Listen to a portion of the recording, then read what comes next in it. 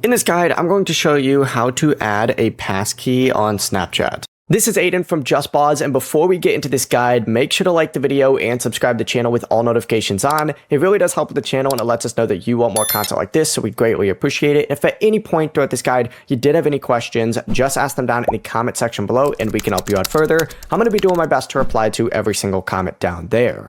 First things first, go ahead and open up Snapchat and you need to tap your profile icon up in the top left corner and then go ahead and hit that settings gear up in the top right corner to open up your settings. Just scroll through here until you see passkeys and you can just search for it, but select it and then you need to hit add passkey. Snapchat will then use your phone's built-in passkey system, so follow the prompt on screen and verify with either your Face ID, your Touch ID, your fingerprint, or your device PIN. And once you confirm, the passkey will then be saved to your password manager, such as iCloud Keychain on iPhone or Google Password Manager on Android.